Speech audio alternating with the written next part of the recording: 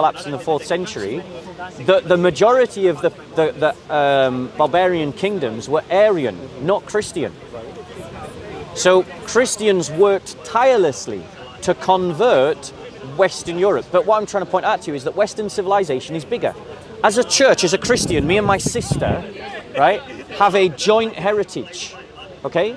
I have my heritage that's connected to Europe. My sister has a heritage that will go back to somewhere else. I don't know, Africa, yeah? We've got a heritage, but what the church does is it confederates African culture within the church with European Christian culture within the church and brings them together in a tapestry. And yet there's still tribalism within the church. Sadly, there is denominationalism within the church, yes. And it's scandalous. I want to say that. Like, it's not something I agree with, it's something I denounce, it's something I stand against. But what I'm trying to point out to you, bro, is that you have no sense of yourself. Like most Europeans, you have no sense of yourself. Because the liberal progressives have robbed you of your heritage. They've robbed you of your culture. They've robbed you of your civilization. But the only way that you can reclaim it is to reclaim your Christian heritage. But there's still this fundamental question that I have with regards to, there's just a contradiction there in the idea that before Christ there was no Christianity. Yeah. And so to some degree there was a redefinition of, let's even call it at the level of reality, there was a redefinition. Yes, that's a really good way to put it. Then why do you not agree that the progressive liberal narrative that started with the Enlightenment did exactly the same thing? So, no, I'm not saying it didn't. The liberal Enlightenment is an attempt to redefine Western civilization. So then why do you think these two events differ in their fundamental characteristics? Because so one is the cosmological significance. Firstly, when Christ becomes incarnate, he redefines what it is to be human. Okay. But the thing is, he isn't something that just materializes out of history, out of nowhere. It's Christ. The Christ event is rooted in Judaism. There is prophecy after prophecy after prophecy, over 300 prophecies that were hundreds of years before Jesus, that all point to Jesus, that point to his life, the circumstances of his birth, the kind of life that he would live, the way that he would die. And they were written hundreds of years before he was born. And Christ fulfills them. Right down to how he enters Jerusalem riding on a donkey and acclaimed by the people. He fulfills them. So hold on, if we go into that for a second. So bear in mind I'm not necessarily a progressive, but I am trying to understand what you're saying in terms of things. It seems again in the same way that the appearance of Christ redefined things because it fulfilled prophecies. The meta-narrative of the liberal progressive is now being vindicated and validated to such a degree in the West, and I'm just not able to see, therefore, the fundamental difference between the two. I think what you're trying to do is you're trying to mythologize Christ. Christ was a real person in history who did real things. He lived a real life. He was born of a real virgin. He died a real death by crucifixion. What's your opinion on Nietzsche, for instance? Well, we'll come to Nietzsche. Okay. But the point is that person in history is the touchstone upon which everything else is built. The Enlightenment, actually, it says in Scripture that wisdom is known by her children. The Enlightenment is leading to the death of Western civilization. Western civilization is dying because it's spiritually starved. It obsesses about the material, about the scientific, about what we can do because we have the technology to do it. And Western people have stopped feeding their souls so much that they look up to the people that appear. What's that program, Essex, about Essex? Those people from Essex. Only Way is Essex. They look up to those. I'm glad I don't know the name of that program. Yeah. They look up to the. Sorry for the slap down. Sorry for the slap. I'm joking. Yeah. But the point is, in the West we glorify these celebrities. rather than glorify people who have achieved great things like St. Francis of Assisi or St. Augustine. Deny the sacrifice of the saints, for sure. Yeah. So now you came to Nietzsche. Yeah. It's a great question. I've lectured on Nietzsche. Okay. Okay. I've been barred from universities for talking about Nietzsche. Okay. But Nietzsche basically, he understood the full cataclysm of what it meant to say that God is dead. He didn't say that in celebration. He said that in tragedy. He said that in mourning. He said that in despair. God is dead. Now up has become down, black has become white, everything has disappeared. We neither know whether we're rising or falling. I'm not quoting Nietzsche ad verbatim, but I'm giving a paraphrase of something that he said. The death of God was something that Nietzsche said would lead to the last man. And the last man, he said, was the kind of man that would look up at the wonder of the stars and simply blink. Meaning that the last man would be so dearth within his soul, so empty, so vacuous of all meaning, that he would see the wonders of the cosmos and not be moved by it. And Nietzsche said that the only way that we could overcome this abyss that we are going to fall into is by the rising of the Übermensch. And the Übermensch is the great man that constructs his own meaning. He is the champion, the hero that triumphs over the meaningless of the cosmos by building his own meaning.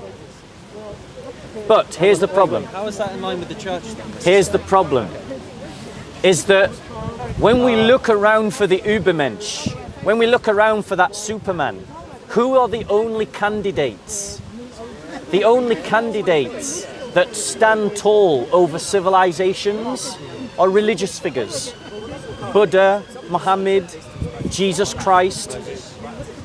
Now, the question is, when we look at those figures, who is the champion that stands tallest over all of those? Buddhism is a religion that fundamentally, even the Buddhists admit, that their texts don't go back to the Buddha. I've been to Japan. I don't know if you've ever been to a Buddhist country. No. But 1,000,001 sects of Buddhism argue over what the Buddha's teachings are. Right. 1,000,000 sects over Christianity don't argue over what Jesus' teachings are. They argue about how to construct the church in his name. Islam asks you to follow a paedophile rapist who allowed his followers to rape and pillage and rob. Islam is a religion that, when it is implemented, would treat me as a second-class citizen just because I'm a Christian. Would treat a Jew as a second-class citizen just because they're a Jew. And if, hypothetically, God forbid this sister was ever a Muslim, would treat her as a second-class citizen because she's a woman. And would kill you outright because you're none of the above.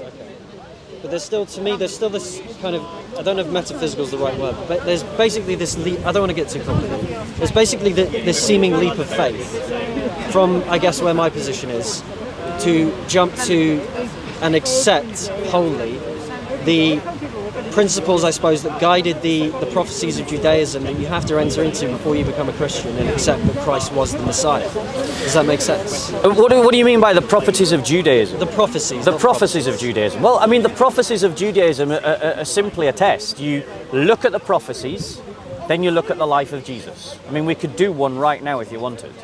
Sure. Yeah? Okay. So let's get out. My point to you is that if these prophecies are true, then you have a evidence to the truth of the Christian faith.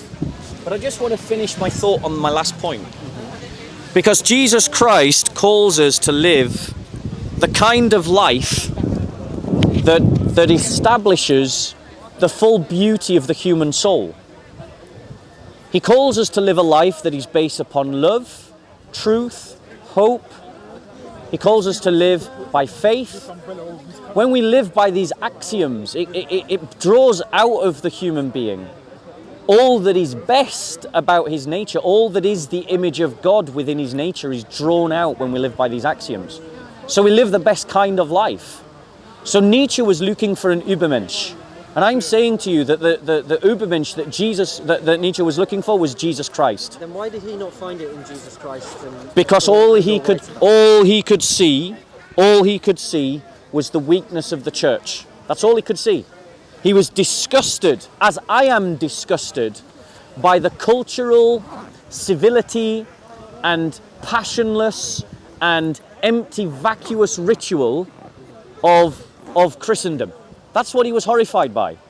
He was not horrified by Jesus Christ.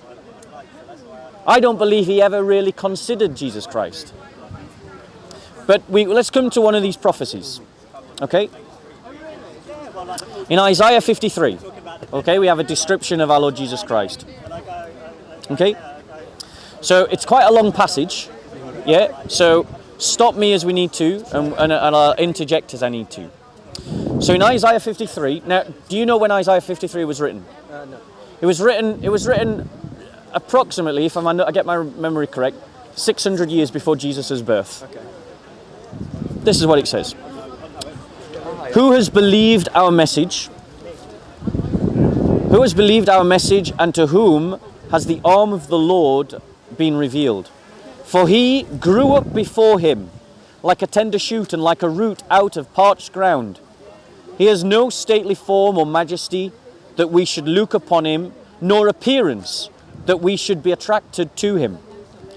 He was despised and forsaken of men, a man of sorrows and acquainted with grief. And like one with whom men hide their face, he was despised, and we did not esteem him. Surely our griefs he himself bore, and our sorrows he carried, yet we ourselves esteemed him stricken, smitten of God, and afflicted. But he was pierced through for our transgressions, he was crushed for our iniquities. The chastening of our well-being fell upon him, and by his scourging we are healed. All of us like sheep have gone astray, each of us has turned to his own way, but the Lord has caused the iniquity of us all to fall on him. Now let's just pause a minute. When you look, bear in mind that this was written 600 years before Jesus Christ.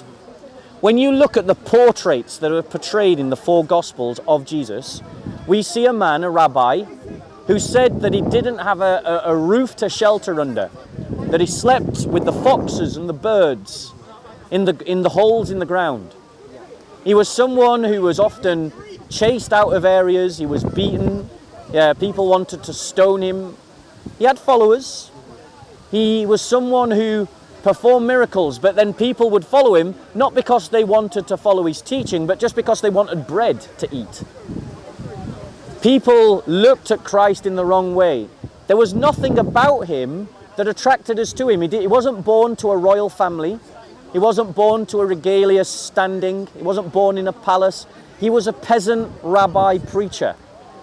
Okay, so hold on. So first, this kind of goes into the inequities of man then, because I suppose,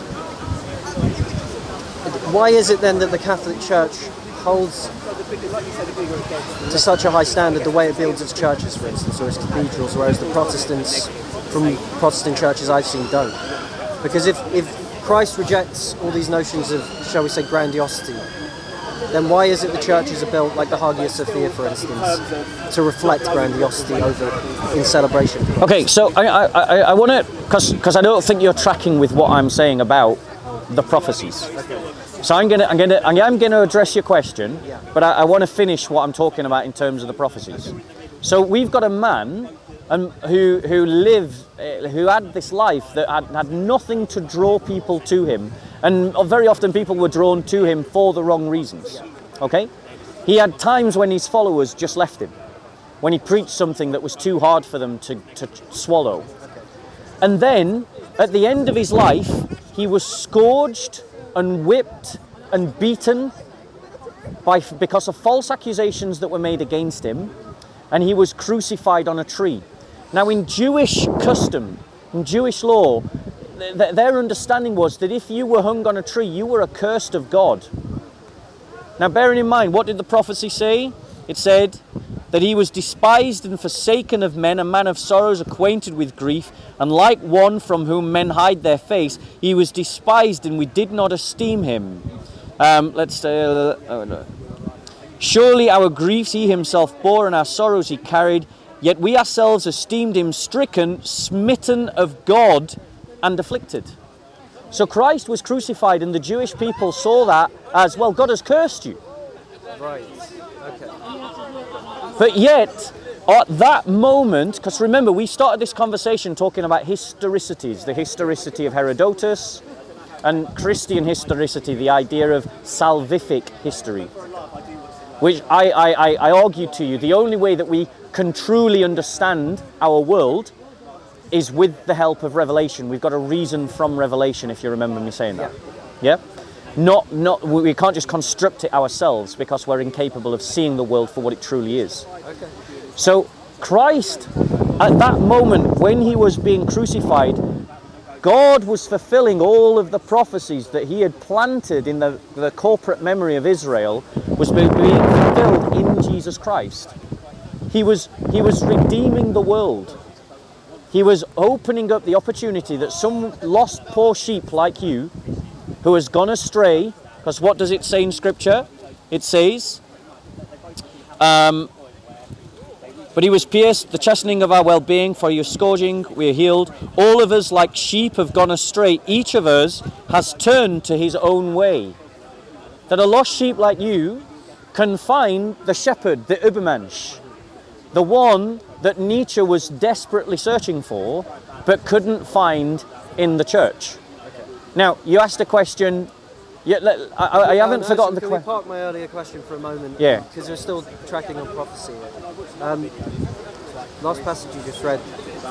Geez, sorry, my memory's terrible. The last passage you just read.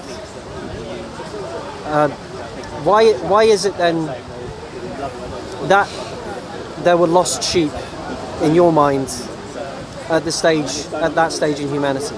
Yeah, there's lost sheep in every age of humanity. Okay.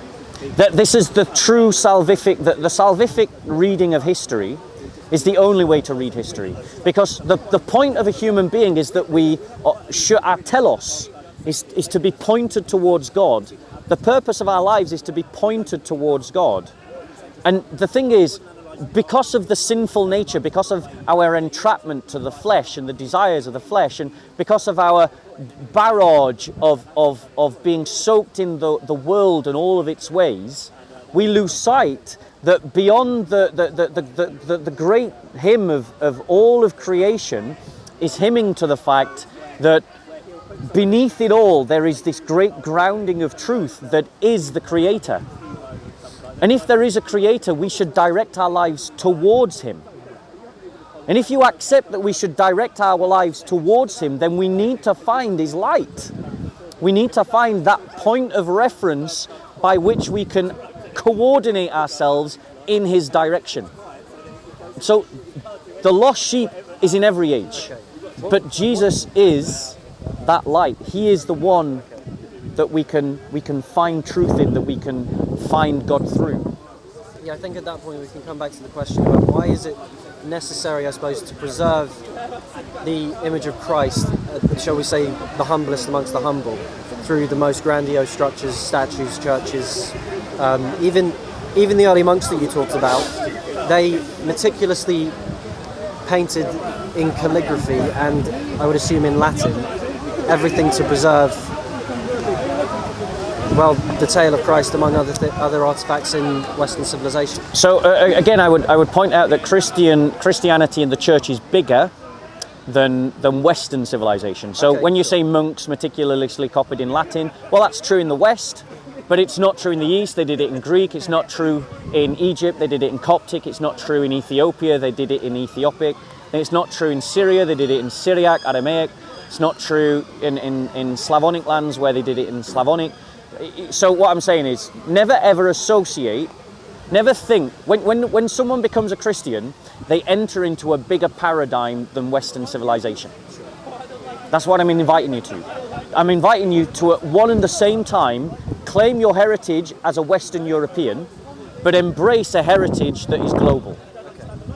And that's what every Ethiopian does. They claim their heritage as an Ethiopian, but they claim a heritage that is global. You know? But in terms of why do we do grandiose buildings? It's a very simple thing.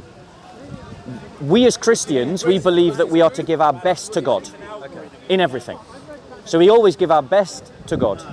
That is, so I give my best effort in trying to speak to people about my faith. Yeah, sometimes I fail.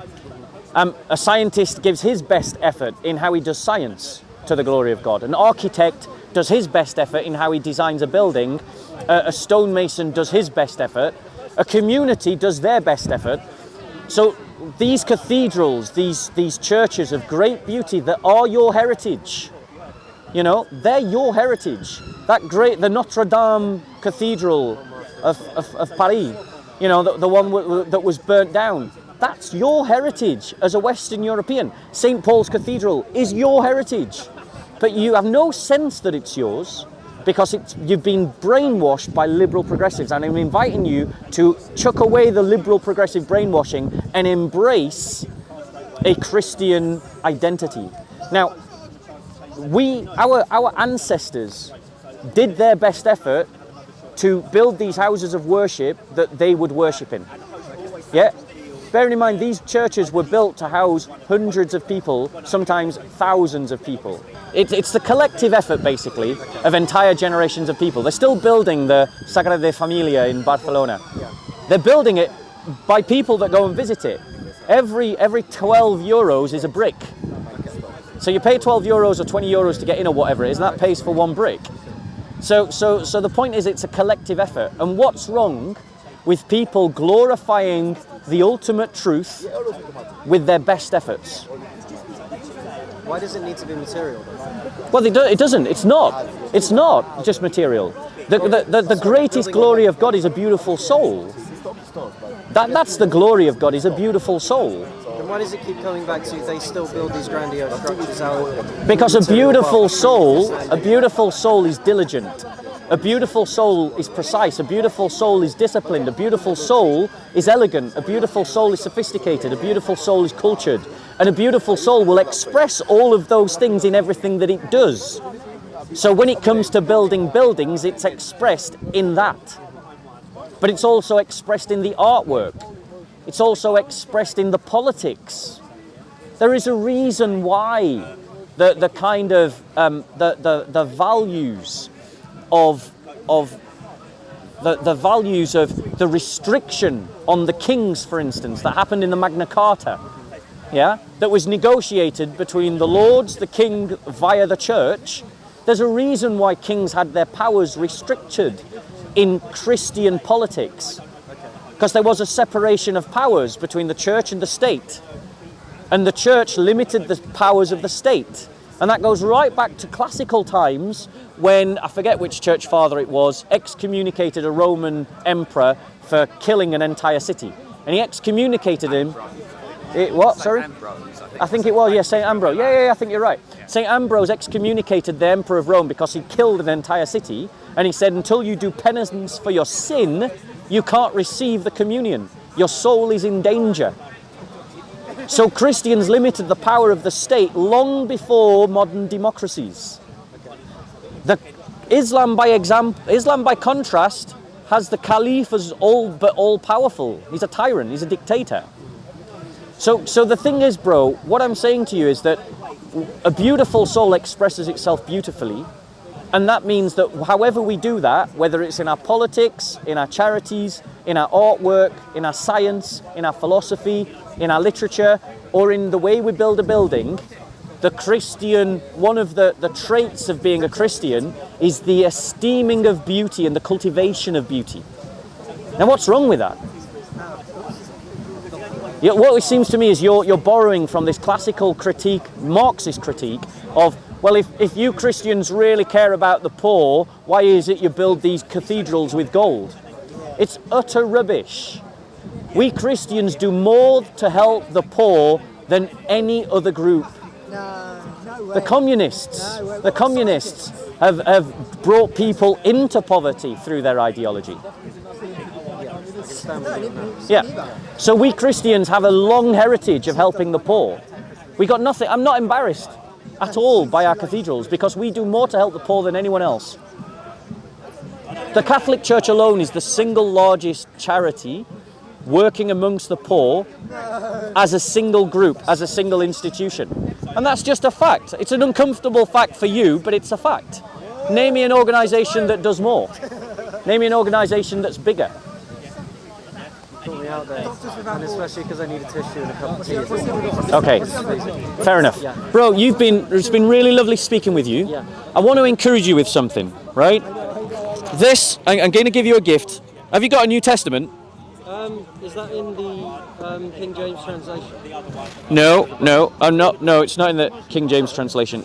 Have you got a New Testament? No. Right. That is a New Testament. Right? This book, Have you got plastic? Oh, wait. this book is part of your heritage. This book is part of your culture. This book has been the source and the inspiration of what it has meant to be European for over 1,000 years. And liberal progressives have stolen that from you. Reclaim it. Reclaim it with gusto, reclaim it with pride, and look into who the person of Jesus is. Because he is the Übermensch that Nietzsche was looking for. He was the answer to Nietzsche's riddle. And that's who you need to follow. And I hope one day you'll come back to me and you'll say, I've started on my journey to being a Christian. I've started being a disciple of Jesus Christ. All right, enjoy your cup of tea, enjoy your book. Yep, take care. God bless.